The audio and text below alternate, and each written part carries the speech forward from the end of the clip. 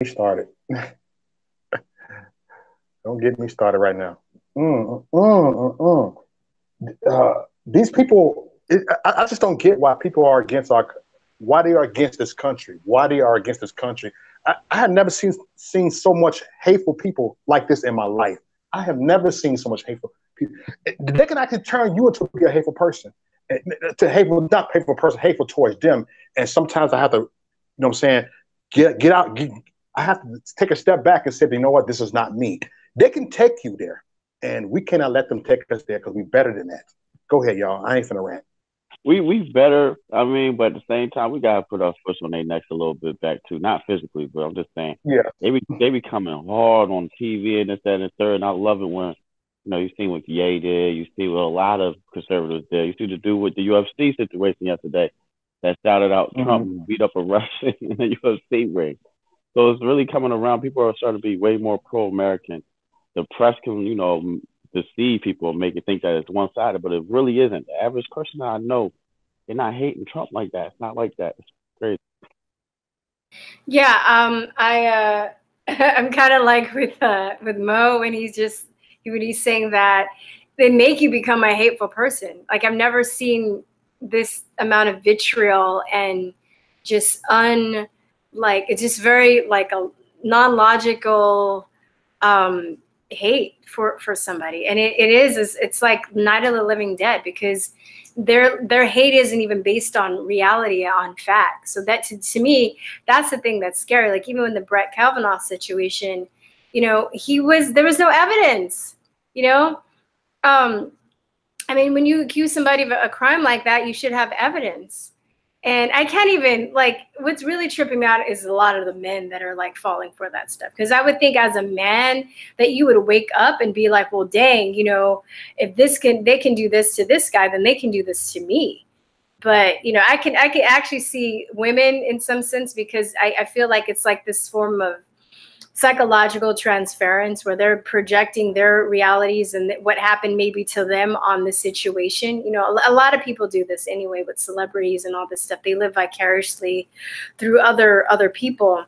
But as far as the men, I mean, well, maybe that's what's happening with the men though. Maybe they were raped as well too, or something, and they haven't been able to separate that like mentally, and that's why they're all up.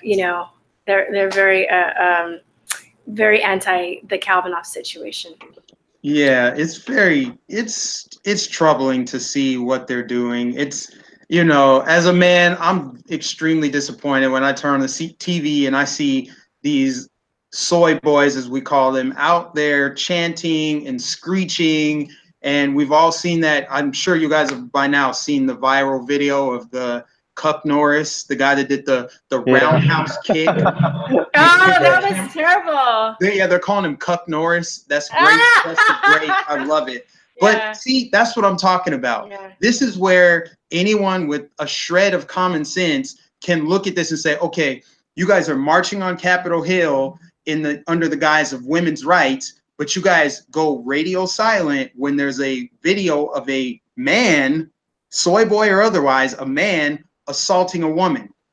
And at the end of the day, it's all due to political disagreement. She wasn't really harassing him from what I saw from the video clip. She was just saying, like, yeah, I believe that a fetus is a baby. It's a baby. It's a human being. It has natural rights. Even though it's still in the womb, it has natural rights. She was just saying her political difference.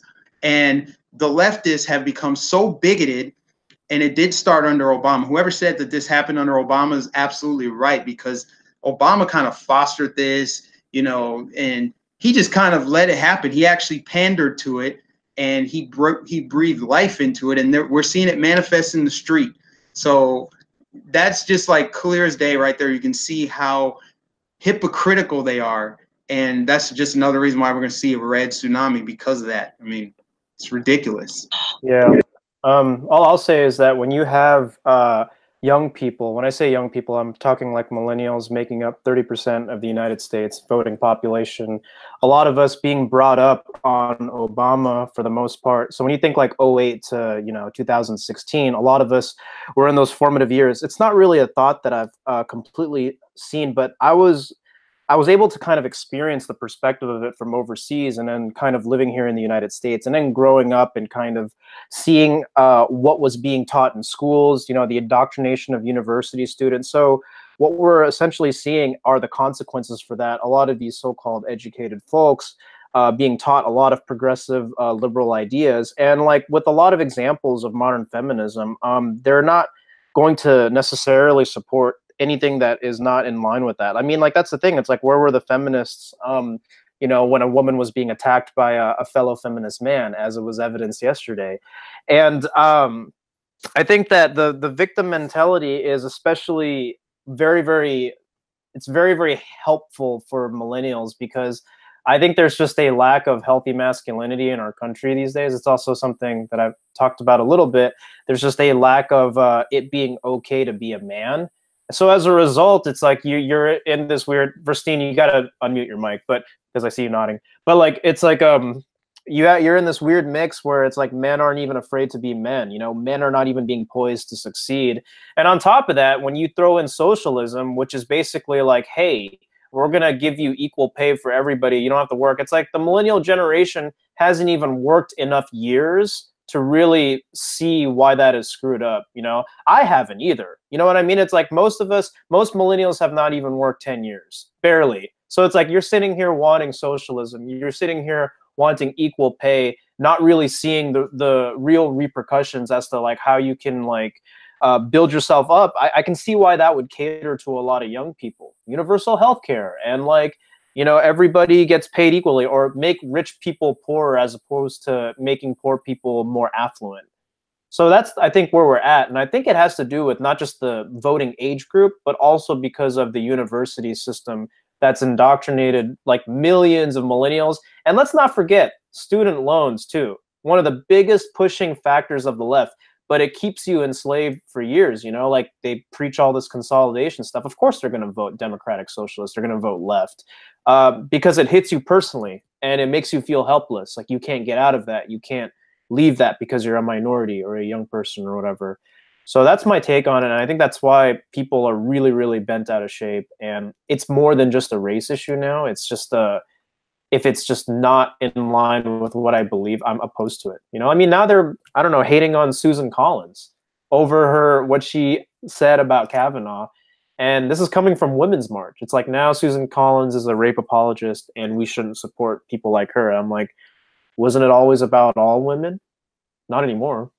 It's about a certain type of people. So, hey Zach, yeah. Zach, I wanted to ask you, because I was talking to my friend in Taiwan yesterday, and or a couple of days ago, and I was telling her how crazy it's gotten here. And you know, living overseas, I realized that most countries, especially like if they're not a first world country or Western country, they don't really do any investigative research. They just basically take the talking points from American news and just translate them into whatever language is spoken in that country.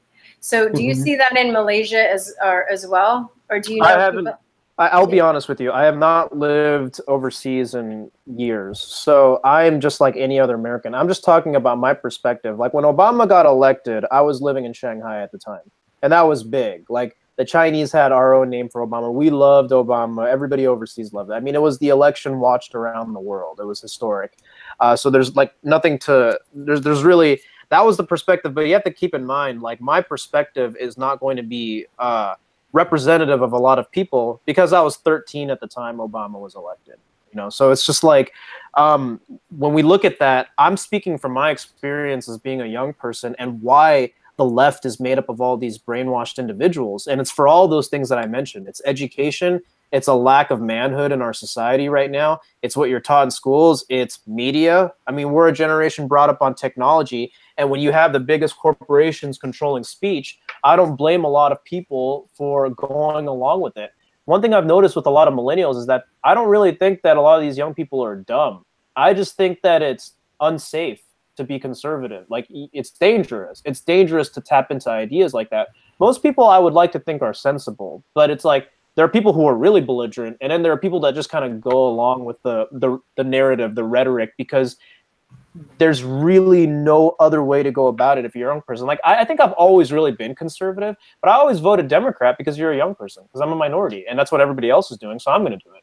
So that sort of corrosion of conformity is why people are what they are. And that's why a lot of people are also waking up, which is why I haven't lost hope in young people. You know, I really think that after this Kavanaugh thing, like, you're going to see like 5 to 10 million young millennials, so-called registered Democrats, walk away. And that's kind of already happened. There's data to support that. So, yeah, my best friend's son is homeschooled, and she was telling me that he has a fear of social justice warriors.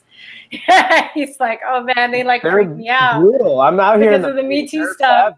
Yeah, they don't hold back, and you will be chased out of restaurants, literally. Oh yeah, awful. So, and it's like I think, you know, when the series of that I do when I interview people on my channel, and just also watching other people's walk away videos, I've really realized how brainwashed people are, because mostly if you're a person of color, if you're a woman, everybody says they just voted Democrat because that's what they thought they were supposed to do. They never questioned it. They never thought about policies. They never thought about why they were voting, because usually, and same thing my mom told me, and I was like, well, what's the difference when I was a kid? She's like, oh, the Democrats are for poor people. And I was like, okay, well, we're not rich, so, and you know, we're black, and I guess that's who I'm voting for, you know, and I just stuck to that until I had to question why I was voting, you know, and who I was voting for, and what I wanted. And I think a big thing is too, people really kind of need to set the attention of what they want, where they want this country to go. Yeah. You know, because I think that that's another thing. People don't, they just kind of go with the flow. So I think it's also made this whole fiasco that's happened with Kavanaugh, and the whole fiasco that's happened since the 2016 election is really opening up people's eyes into like what they want, and maybe they could really be a part of the process of making this country a better place. Yeah.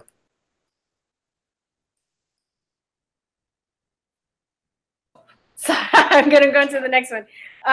So who are your prime candidates for senators in your states, and why do you like or dislike them? So I guess, let me see, who's Promethius, Raquel, or American Curls, and we're from Texas. Conservative Mexican and Zach are from California. Mo is from Wisconsin, and Mike, you're from Florida, and Uber guy, you're in Atlanta, right? Yes. Okay. Yeah. Yeah. Okay. So let's start with, because I'll leave Texas for last, because Raquel and Prometheus and I will comment on that. But Jimmy J, who are your prime candidates for senators as your state? What do you like? And Stacey Abrams, pretty much. And all this is Stacey Abrams. Okay. Democratic side. Brian Kemp, Republican side. Be honest with you, majority of the things that's going on, Stacey Abrams is using that typical, let's do the, you know, the fake promises, like, oh, we're going to have the housing, what's it called? Helping with down payment assistance, student loan forgiveness, stuff that does never happen. And be honest with you, not one of the main reasons why I will be voting for Kemp is specifically so we can. It's a bigger picture thing. It's not even just local anymore to me. I feel as though we need to be able to take the administration back, because if we miss this, pretty much a Democratic administration, and we won't be able to get nothing done. So, I mean, Georgia, I think we got that's a red state. We're going to pretty much be good.